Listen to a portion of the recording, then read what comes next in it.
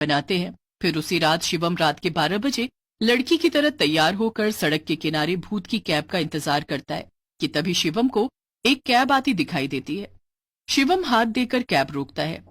Shivam cab driver से कहता है, भैया, मुझे लाल चौक जाना है। आइए ना मैडम जी, बैठिए।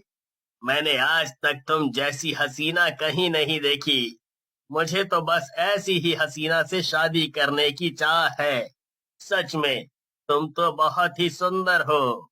सच में भैया, मैं आपको सच में बहुत सुंदर दिखती हूँ। बस भैया कहकर तुम हमारा दिल ना तोड़ो। बस इतना बता दो कि तुम मुझसे शादी करोगी ना। कहीं तुम भी और लड़कियों की तरह मेरा दिल तो नहीं तोड़ोगी ना। अगर तुमने मना किया तो तुम्हारे लिए बिल्कुल अच्छा नहीं होगा।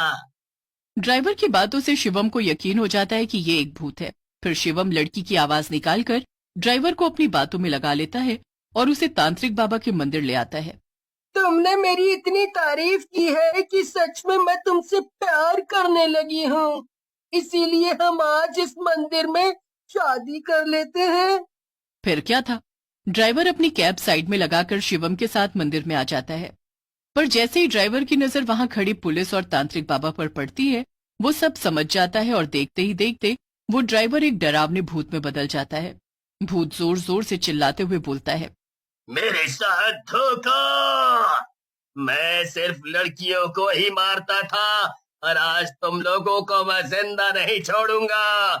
कोई नहीं बचेगा। बाबा, इस भूत को अच्छा सबक सिखाना। तेरी आवाज लड़की से लड़के जैसे कैसे हो गई? ओ, तो तू भी एक लड़का है, पर अब तू तो गया काम से।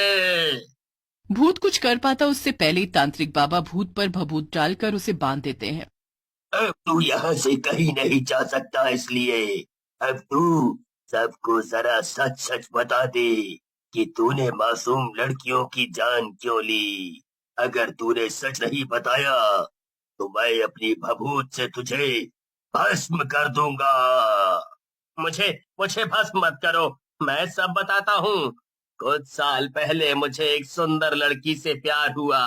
वो भी मुझे बहुत चाहती थी, पर जैसे ही एक दिन उसे पता चला कि मैं कैब ड्राइवर हूँ तो उसने मुझे छोड़ दिया। पर जब मैंने उससे मिलना चाहा तो उसने अपने भाई से कहकर मेरी बहुत पिटाई लगवाई। उन्होंने मुझे इतना मारा कि मेरी सांसें ही थम गईं और वो मुझे मारकर मेरी ही कैब में मुझे बंद करके चले गए। बस फिर क्या था, भूत बनते ही सबसे पहले मैंने अपनी गर्लफ्रेंड को मारा। पर जब उसे मारकर भी मुझे शांति नहीं मिली तो मैंने आधी रात में कैब से जाने वाली सुंदर लड़कियों को अपना शिकार बनाया और उन्हें मारकर मुझे जो शांति मिलती है ना, मैं क्या ही बताऊं तुझे तांत्रिक। मेरी सपना की क्या गलती थी जो तूने उसे भी मार डाला। मैं तुझे जिंदा नहीं छोड़ूंगा।